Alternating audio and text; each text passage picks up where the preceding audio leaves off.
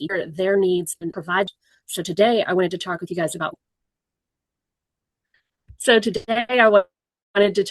guys about working memory and dyslexia. So a lot of times when we talk about dyslexia, there are a number of different directions that we go in. What I would like to suggest is come into the brain.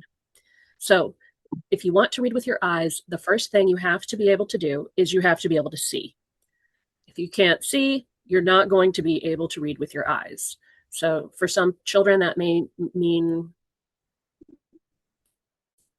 getting an appointment with an eye doctor to make sure that they don't need glasses. That one's pretty standard. Most people are aware of needing to check that.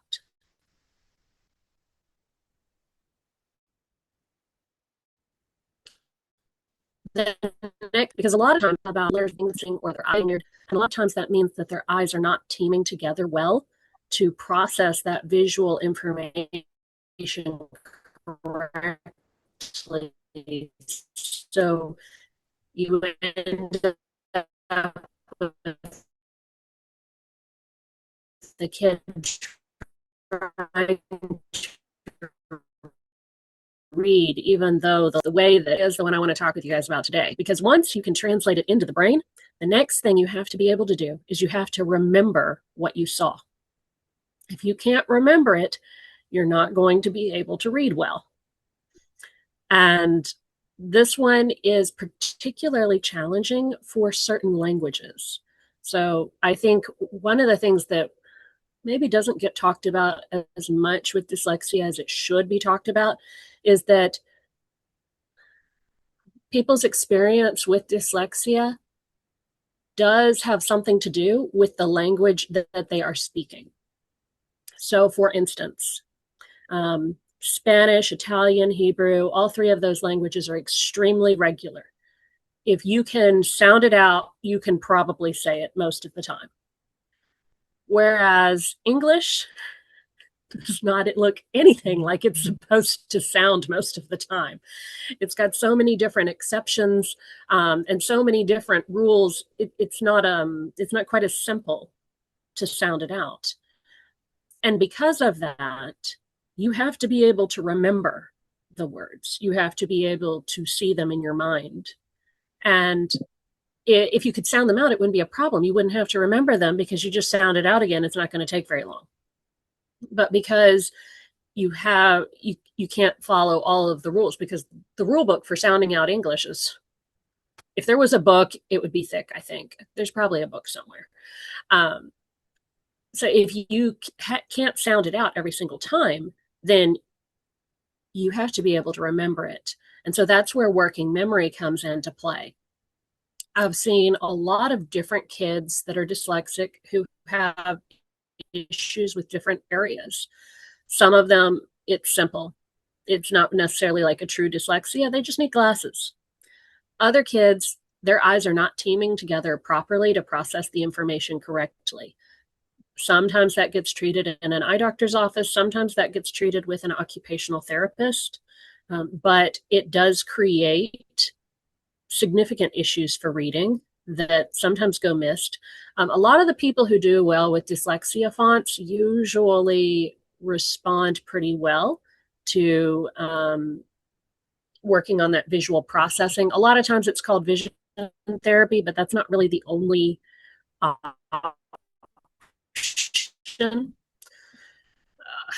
Let's see. So, but then there is one other option past the working memory, and that is when we sync up the reading aspect with our language. And the most common delay for dyslexics is speech. Like if you have a speech delay, your chance of being dyslexic goes up significantly.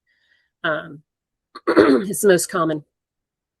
When it comes to the working memory one, though, that's the one that I find it really interesting because, one, that's the area that I had trouble with.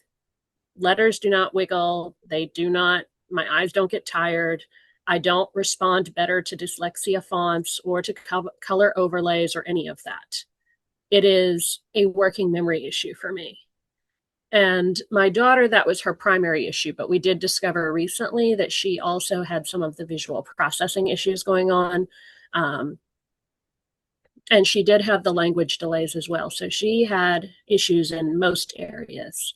But when it comes to that working memory, I want to go back and explain what I mean by working memory. So there was a theory put out in the 1970s called the dual coding theory. And the idea is that we have two imagery systems in our mind, two different ways of storing working memory. One of those is making movies in our mind. So when you read a book and then maybe you see the movie of the book and you go, that's not how I pictured it. That's what you're talking about. Now, most dyslexics I know, they are amazing at this. Like, they make such good movies in their mind of what they read that sometimes they can read a book and then 20 years later be able to retell details from the scenes of the book. They're usually phenomenal at this. And when I test kids that are dyslexic, most of the time, their comprehension scores are very high. The other kind of working memory, though, is symbol imagery. So that's seeing words in our mind, seeing math facts in our mind, remembering different kinds of symbols and the order of those symbols. This is where we often have a significant weakness when you're dyslexic, if working memory is one of your issues. And I can hold about maybe 5 or 6 letters in my head at a time, which is actually pretty decent considering a lot of dyslexic kids start out with only being able to hold maybe 3 or less. But it makes it very difficult for me to remember a phone number. It made it difficult for me to learn math facts. It made it difficult for me to learn how to spell. It made it difficult for me to read because I would look at a word and it's all of a sudden a brand new word because I don't remember it anymore. You'd be reading and you'd read and then 5 words down the road, you read and again, except you don't read it because you don't remember reading it before. So it's a brand new word. Sometimes if I'm trying to be funny, I will say that it's like trying to teach someone to read who has dementia, because we don't remember a lot, at least as far as the symbols go. So this is a weak area for people who are dyslexic. To give you a counter example, hyperlexics are the opposite. So hyperlexia is usually defined as reading early, but in the context of working memory, if I'm thinking about dyslexia and hyperlexia only in the context of working memory, dyslexics are usually strong in concept imagery and weak in symbol imagery. And hyperlexics are usually strong in symbol imagery and weak in concept imagery. So a lot of hyperlexics will have trouble with remembering things. And so it shows up as a comprehension problem. But in reality, it's not that they can't comprehend, it's that they can't remember. And I have a really cute story of my kids when they were little. They were about 4 and 6 maybe, and they were both snuggled up in bed together, and he was reading a book to her, and she was narrating back to him what he had just read because she couldn't read and he didn't understand what he had read. And so it's really cute to get to see them pull their very different strengths to support each other. There is a very rare instance where I have found some kids who seem to have weaknesses in both areas. And these kids are the kids that people just often they look at them and they think they're just not very bright. And it's not that they're not very bright, it's that they can't remember, and they can't remember both concept imagery and symbol imagery. And that makes it very difficult. One of the things, though, that we've discovered, and I had to really dig when my kids were little because there was very little on hyperlexia. There's always been more on dyslexia. But there isn't as much on working memory with dyslexia. It's becoming a little bit more common, but there hasn't historically been quite as much on that. When I was in, um, hold on.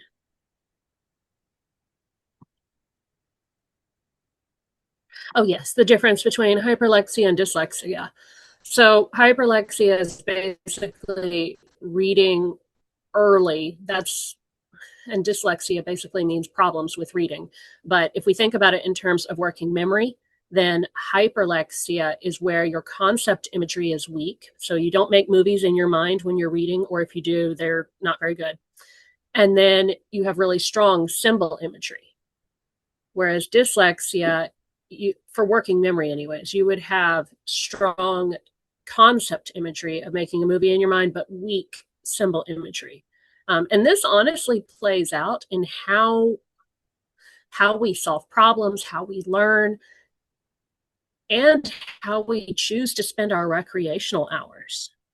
Most dyslexics, at, at least for sure, when it comes to working memory, tend to be more artistic.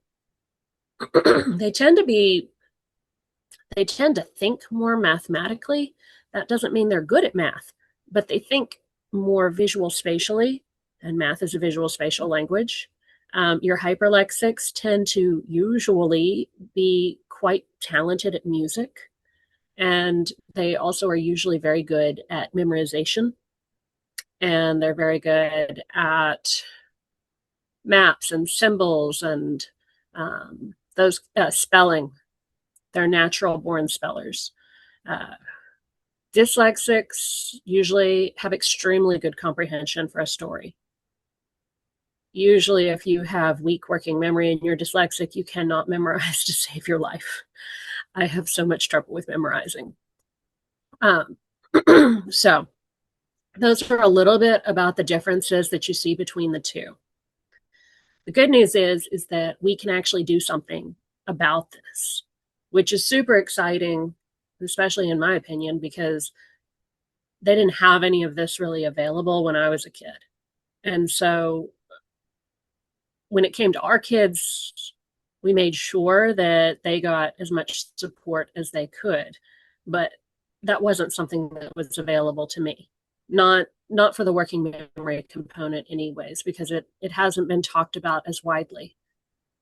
So with both of my kids, we started out using the only program in town, which was the Linda Mood Bell programs, Visualizing and Verbalizing for Hyperlexia and Seeing Stars for Dyslexia.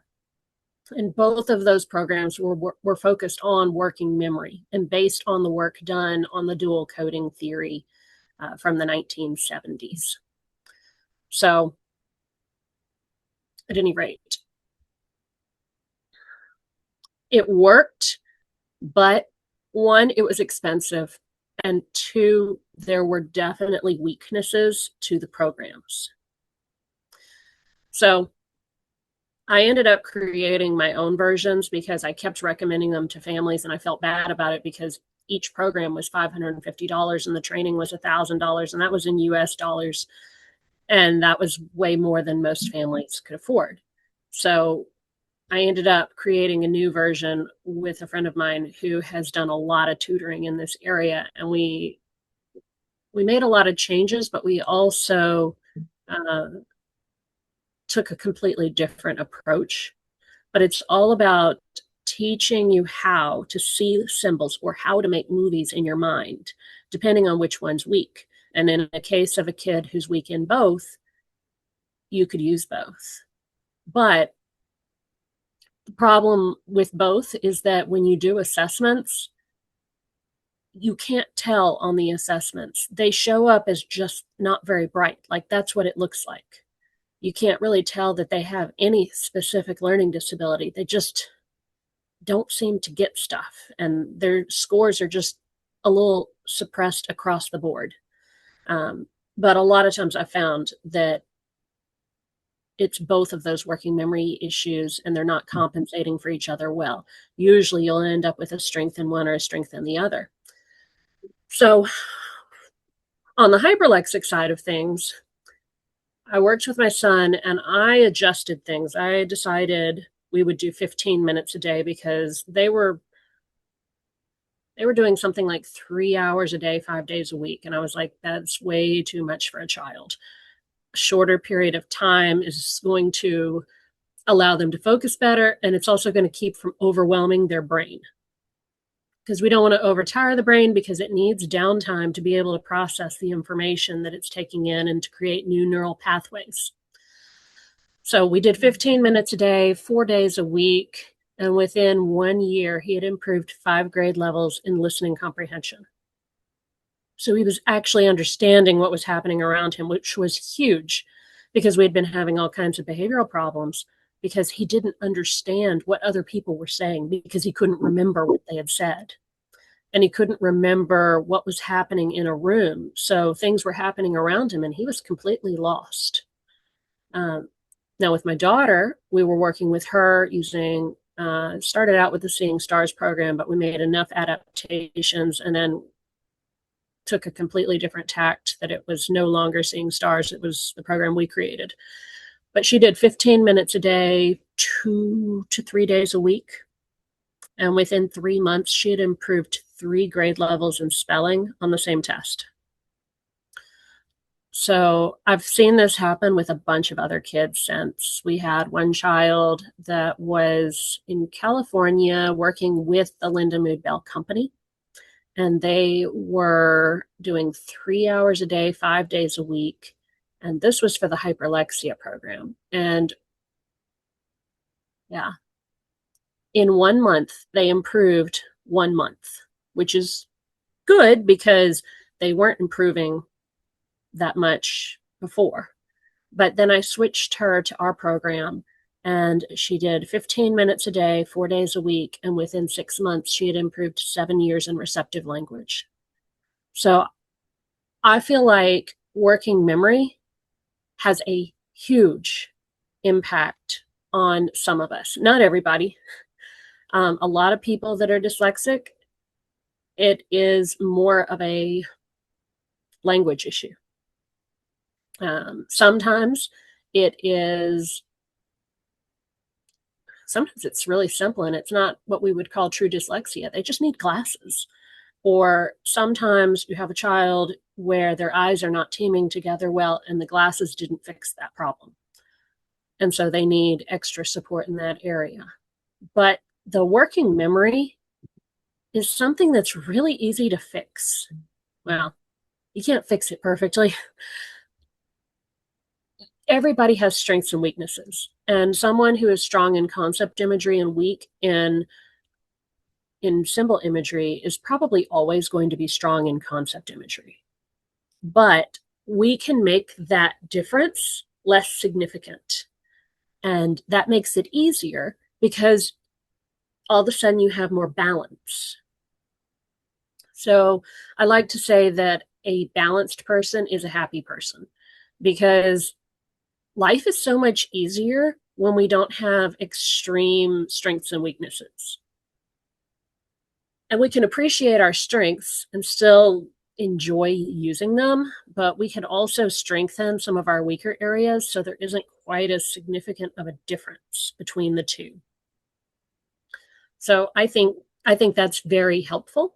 I've noticed that when we work on that working memory, it makes such a difference for kids. And it makes a lot of difference for them emotionally as well. Hyperlexic kids often feel like they're not very smart because people think they have comprehension issues. And being able to learn to make those movies in your mind that they're not making well makes such a difference for them. It's usually something that doesn't show up until middle school years, because in early grade levels, a lot of times we're working on basic reading, writing, and math, and that's not usually a problem for the hyperlexics. The dyslexics, a lot of times they feel like, they can't spell, they can't read, I'm not very bright, everybody else around me is doing all these things. And when we're able to give them that working memory component, it makes a difference. There's a book called The Door in the Wall, and I've thought about that picture many times. I think of dyslexia or reading for a dyslexic is like that brick wall. And yes, we can sit there and bang our head, and eventually we might break through the wall. But what if we just walk down and use the door? So, thinking about it in terms of how reading develops, how things come into the brain. Have we checked to make sure that they don't need glasses? Have we checked to make sure that their eyes are processing the information and sending that to the brain correctly? Have we checked to make sure that they can remember what they saw? And then finally, does it sync up with the language side of things, which is a whole different ballgame that I'm not going to touch. And there's been some work done on this by a lot of different places. That's why the Scottish Rite Dyslexia Program, that's why there is so much emphasis on things like air writing and the multisensory approach to the letters. It's trying to make that impression in your mind of what the letter looks like, how it's formed, how does it feel, all of those things. If you can't see a letter in your mind, you most certainly can't see a word in your mind. And the more you're able to see, the easier it is. It's very interesting hearing what people see in their minds, because I ask kids all the time. So when you see a word in your mind, do you see a word in your mind? How many letters is it? What does it look like? And people have all kinds of different ways of visualizing. I had one person who said they see a ticker tape going across the bottom of the screen of their mind. And then I personally, when I imagine words, I see a light gray chalkboard and someone's writing the word in white chalk. And when we get to about 4 or 5 letters, there's somebody on the other end starting to erase the word as we go. So I can't ever see the whole word. And so that's how I describe it. When people who are hyperlexic talk about the concept imagery that they see in their minds, some of them see nothing at all. Like my son saw nothing but black in his mind. He had no imagery whatsoever, and he didn't dream either. Most hyperlexics do not lucid dream, whereas your dyslexics are much more likely to have lucid dreams. So at any rate, he didn't see anything. There's other people who will see things, but then somehow they get the details wrong in their movie, and then it's not accurate. So one of the things we've done with the hyperlexia program is to teach kids to be the director of the movie in their minds. When you direct a play, you have to think about all kinds of details about the scene and the setting to give off the right impression of the right time, the right setting, all of those things. You know, what are they wearing? What's the lighting? What kinds of sounds do you hear in the background? All of those kinds of things go into giving you an impression of what this story is all about, where it takes place, what the mood is, all of those things. And so the hyperlexia program teaches them how to do that because they don't naturally do it. After supporting my daughter with all of this, I have been able to watch her. I test my kids a lot because former school psychologist, I'm a nerd for testing. And I've gotten to watch her scores change dramatically because of that. And it's very fascinating because she went from her lowest scores being verbal scores to her highest scores being verbal comprehension scores. And it's fascinating. Most kids that are dyslexic tend to be a little bit more mathematical in their thinking because they tend to be so visual. And visuals, math is just how we describe visuals.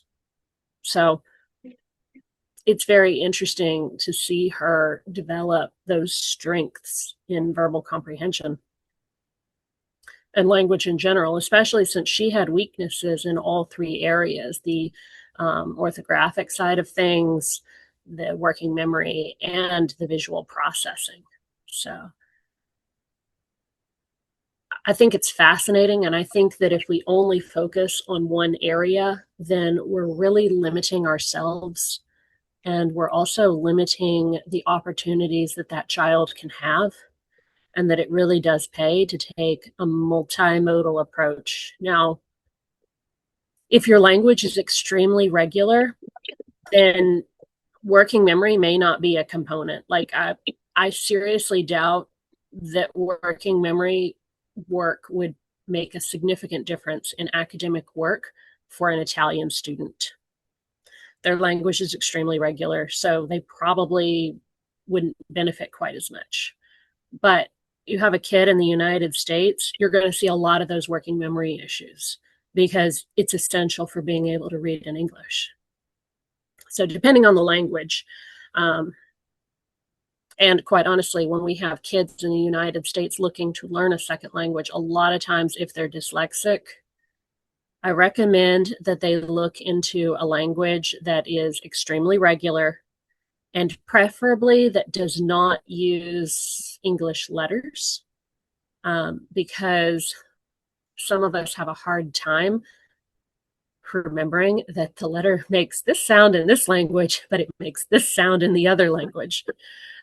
So a lot of times, like if you can do like Hebrew or Arabic maybe, or maybe Greek, like other languages that have a whole different alphabet, a lot of times I find that's a little bit easier. Unless, of course, you have the visual processing weakness, because then it would be difficult to distinguish those letters. So kind of got to think of it as a whole picture and figure out which components are a challenge for each student. For some students, like my daughter, it's all of them. For me, it was just I needed glasses and I had poor working memory. So each person's unique. And I think that's one of the most important things about supporting kids that are neurodivergent or have disabilities, is remembering that we are all people and all individuals, and that there's nothing wrong with us. Our bodies are just asking for supports that aren't automatically provided in our world. And when we listen to our children's bodies and ask, what is it that your body is asking for? How can I provide that? Then they're able to live better, happier lives because they have the supports they need to be able to do the things they want to do. So, and I think that is the most important part. And that's why I think working memory is worth looking into. And I also think that it's not worthwhile to argue about, well, what's really dyslexia? Which parts really count? Because it doesn't really matter when you're looking at a kid that needs supports that they're not getting. What really matters is figuring out what those supports are that their body's asking for and figuring out how we can provide them. So with that, I'm going to open it up to questions and anything else that y'all want to talk about that maybe I wasn't clear about. So feel free to ask any questions you like.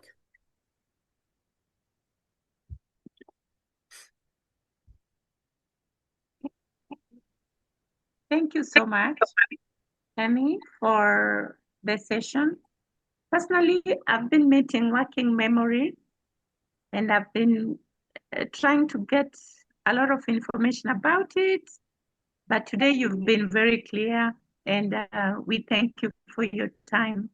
So we welcome any comments and questions if we have from the participants. I'm just trying to see if there's anybody who has raised their hand. We don't have a hand raised. Vincent. Vincent has a hand raised. You're welcome, Dr. Vincent. Thank you. So thank you. I don't know if I'm audible enough. I can hear you. Thank you. Thank you for your presentation. Actually, you brought it clear. Mine is just to add on and also to shed more light, like the correlation that you've just given with one of the books that I happened to read from Rose Morrison. I know you are familiar with him. In his book, Teacher Toolkit, we came up with a model of how, how information is processed in the brain. So he came up with the three levels of how information, how information is processed in the brain, where we have the working memory and the short-term memory, which you have focused so much on the working memory, which is fine, because you have also given the difference between the hyper and the dyslexic kind of individuals. And he stated very well that if information is not retrieved through different kind of modalities, then it is forgotten. So it might even not reach the short-term memory, neither might it reach the long-term memory. So my question to this, not a question, but just a clarity about it, on the dyslexic learner. So suppose in a real teaching scenario, a teacher has both students in class, just to shed some light, because at a point, a teacher might have a hyper and a dice, both in class, where one is reading or his reading ability was very smart. And if you test the NGRT's test and the scores and the CAT scores, this student is very smart. But if you come to dice, it's an issue. So maybe you might just shed some light on, some of the strategies or maybe intervention that can be brought into place when a teacher is teaching these two students in class and in a real teaching setup. And since now the dyslexic student is very weak in terms of imagery, and again, maybe if you can just shed some light on, because I'm trying to also figure on the model that Morrison came up with, where he stated that we should have visual inputs. So if these students are weak in imagery, and I want to use all the modalities to teach them, which one of them is visuals and the stuff. So how am I going to go about it? Because they are weak in this imagery perspective, and they're strong in the concept. And I want also to introduce, issues of image, maybe just to have some clarity on the two for the audience, maybe. Thank you. Yeah, it is extremely difficult to have a hyperlexic and a dyslexic, especially if they're both extremely dyslexic and extremely hyperlexic. I know because I have one of each and I homeschooled them both. And it was impossible to find a curriculum that was suited to both of them because their learning was so different. But what I did learn really helped was, one, we talked a lot in our house about how nobody gets a strength without having a weakness. That's how it works. And so just because my son's strength was in reading, that doesn't mean he doesn't have weaknesses. So he has a strength in reading, but his weakness is in the memory needed for comprehension. And while my daughter really struggled with reading and found it very frustrating, she also had a strength, and her strength was being able to remember a story and comprehend. And so when we would do school together, what we did that I found to be the most helpful eventually was I read everything aloud to them so that they could hear it. And I tried to stick to books that had stories because her memory for stories was phenomenal. And so I could have her narrate back to me, what was the story about? What did we learn? And I remember she was 9 and she wasn't reading yet, but I was reading her an adult version of Arabian Nights. And she goes, and Mom, that's why you have to be careful who you marry, because they might turn out to be a sorceress that turns your legs to stone and the people of your kingdom into fish. And I was like, you totally got it. Because she understood the story, that was the point. And so when she would narrate, it would help him understand. For him, I would make sure we included a lot of picture books, because if there were pictures, he had a better understanding of what was happening in the story. So I found honestly that reading books aloud and having her narrate and using pictures support for him is what really made the difference for the two. Addressing the weaknesses in hyperlexia and dyslexia, those things had to happen one-on-one because I couldn't help a dyslexic learn to read while working with a hyperlexic at the same time because they were completely different issues. But we could learn everything else that we were learning in school by using books auditorily. And it seems to me that there was one other question that you'd mentioned that I wanted to touch on. I'm trying to remember what it was. Something about, oh, the multimodal approach. Mm-hmm. Okay. Here's my thoughts. And this is just kind of a theory, so I'm not saying that it's right. But I have noticed that if you think about multisensory approach as being different kinds of inputs into the brain, I have noticed that some of my inputs don't really work so great. Like my listening input is not nearly as good as my output of speaking.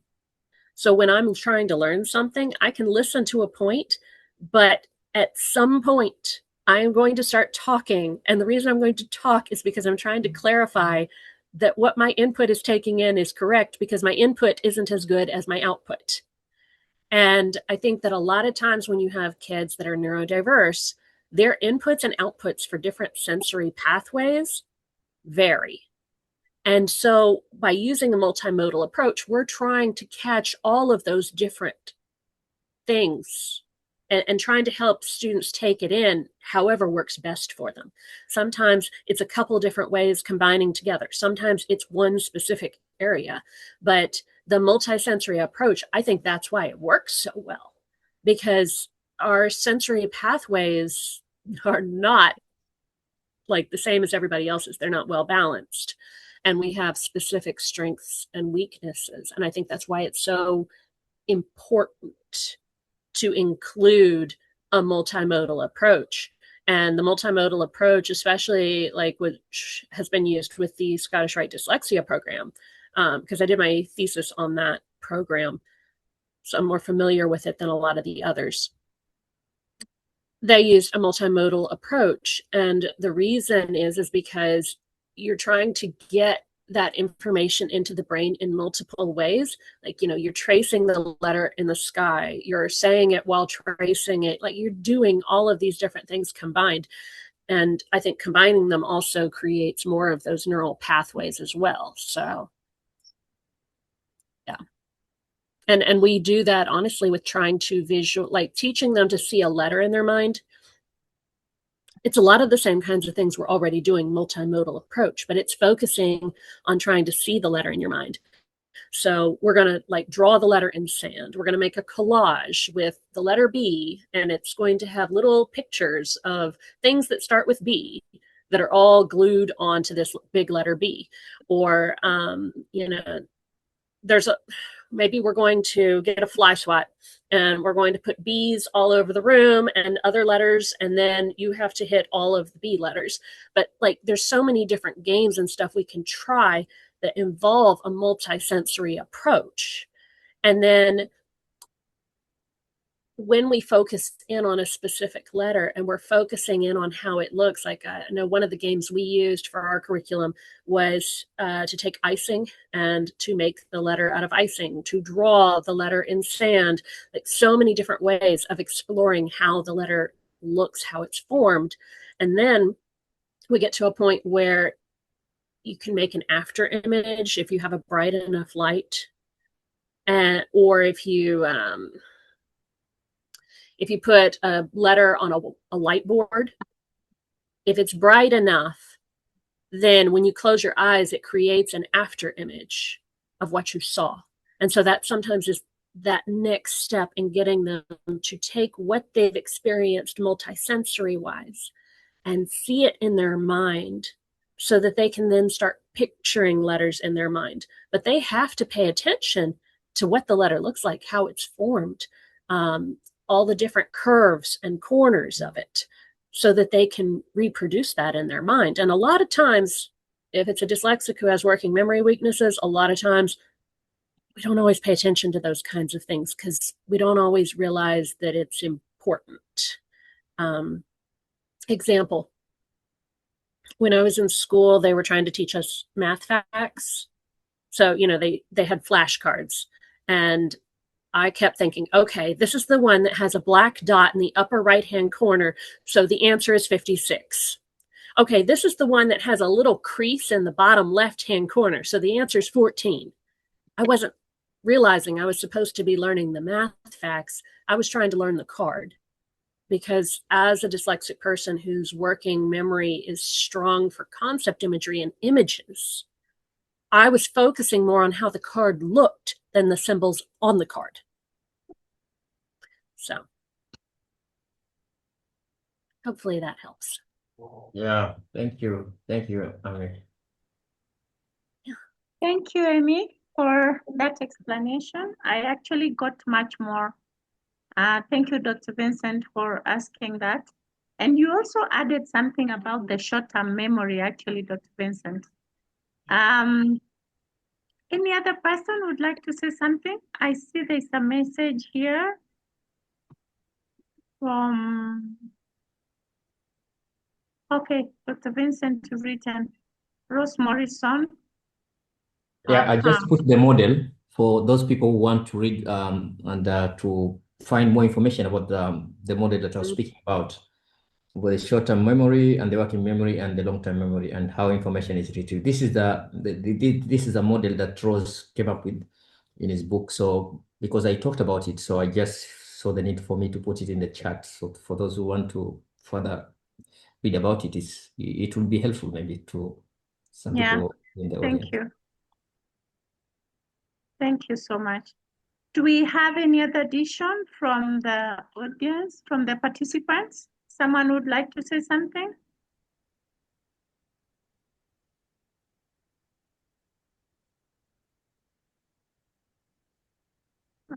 Okay. I don't see a hand. And we have like 4 minutes to go. So I can just say then I can just say that this has been a good session. I mean, it has been one of the best session that we have had in 2026. As a board member of Dyslexia Tanzania, I think it has opened a lot of thinking in as far as memory is concerned to a child, not only dyslexic child, but any child having difficulty in as far as his developmental milestones are concerned. So, as practitioners in the field, it's good to take in and to review the YouTube. This is a very important session, guys, within the working memory and the stuff and the way she has connected them from the two aspects, that is the hyperlexic and the dyslexic, and giving us even the strategies on how they can be applied. I think it's a good session that we've had, and thank you so much for taking time to prepare on this, and we wish to have more of this. Thank you, Ami. Happy to do it. thank you so much. It's definitely an area I am passionate about. I mean, having that challenge myself and then having two kids where they had the opposite issues and watching them, it was fascinating to me. I find that most of the time, no one is more determined sometimes than a parent who has a child who has a need. And I've definitely found that to be the case for myself because I would not take no for an answer and I had to figure it out. So. Wow. Thank you so much, Amy. That happens. That's the same case with me. That's how Dyslexia Tanzania was started. And now, because of the struggles I've been going through, I'm now thinking of how we can start a small daycare center where we can actually help children with learning difficulties, because there seems to be nowhere to get solutions that we need for our children.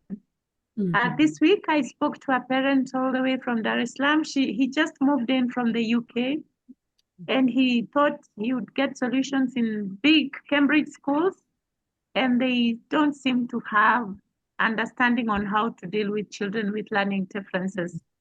And I also have someone in our support group who's struggling with their child.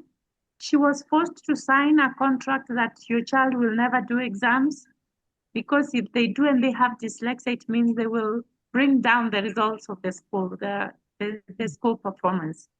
So she decided to take a child very far from home to see if they can get solutions. So the struggle is actually real. And we Yes. are, as parents, like you said, we try our best to Mhm.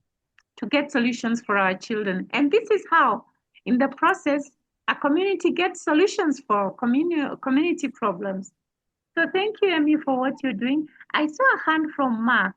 Mark, Yeah. you're welcome. Thank you. Just a quick question. Did you do anything with the LDA in America? I didn't get your question. Yeah, I feel like something cut out. Sorry. Did you do anything with the LDA in America? I hadn't been connected up with them yet. Not necessarily because I don't want to, just because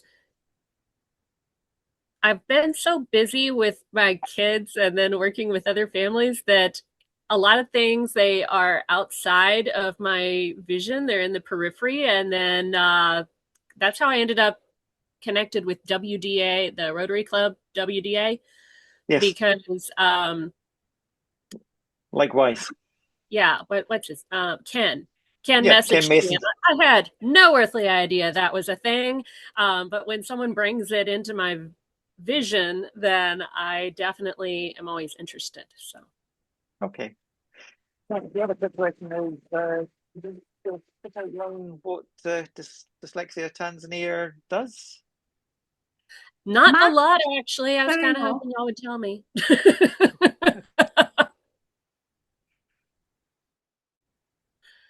I didn't hear Mark's point. I Sorry. think he asked if I knew what it does. What does Dyslexia Tanzania do? Just a quick outline. Just curious. Mark. So what we do, we raise awareness, community awareness about dyslexia and other learning difficulties. And in the process, we discovered that there are conditions which occur together. So we are talking about dyslexia, but somebody could be having autism and dyslexia. So we are raising community awareness, and we do so through Dyslexia Online School. Last year you spoke on the online school, Mark, and this year I'm yet to come to you to give us a powerful session again. So last year we were actually meeting every week on Tuesdays, but attendance wasn't very good. So this year we said, let's try meet 2 times a week, 2 times a month. So we actually this year we are meeting 2 times a month, bi-monthly. We want to see what works for our people. And today I know there was an issue with the link. People have struggled to join. I expected to have more than 50 people, but good enough, we have recorded the session. So we do awareness sessions through Dyslexia Online School. We do talent show. We try to show that as much as you struggle in reading, there's a talent that God has given you that you can use, like yourself, the way you're using your art to make a difference. So we are doing our talent show on 1st of May this year. And we have we are working with 8 government schools. They have special education departments. They're coming to showcase their talents. And we also do marathon runs, actually fun runs. And we are doing this in October as an effort to join in the Dyslexia Awareness Month. We also do teachers workshops because we believe teachers are the ones who meet the students firsthand. So we go to schools, do workshops, and we've discovered that parents are not only found in schools, so we are doing workplace workshops as well. But basically, we spread awareness and the struggle parents are going through with finding the right school. We are now thinking, we have a project we are working on. We are looking for volunteers to come on board. We are starting a daycare where students can be helped. Students with learning difficulties can be assisted. This is a project we're working on this year. We want to start small. We don't have everything we need, but we believe it can start even with in the sitting room. Even big organizations started like that. So this is what we are doing, Mark. We welcome you on board, and anybody else who wants to work with us, we are happy to get volunteers. We actually posted about volunteers because we do not have enough resources to hire people permanently. We can get even visual volunteers who can work remotely. So yeah, that's a quick introduction of what we are doing, Mark. Okay. What I'm finding in, I mean, it's not just Uganda. I mean, it's, yeah, plenty places around the world. We sit and we do things and try and do what we can do. But when you're starting to have to deal with extreme poverty, it's just mind-blowing. And I mean, at Christmas time there, I was just blown away with some of the stories I was getting given at Christmas to what happens and what's going on. And the school in Uganda that was helping at the moment, I'm sponsoring a teacher and I'm also sponsoring quite a few girls to go to school. And I've found out what they're interested in and bought them guitar, art, and so on. And I mean, they don't have a pair of shoes and they don't have a pair of socks and they're having to walk quite a distance. So there's so many other different things that you've got to start putting into place that, as I say, it just blows my mind. That they were starting to do okay, but then you were finding at lunchtime and after lunchtime, the teacher was wasting her time. And I'm like, what's going on? So it turns out that the kids are basically starving. They'll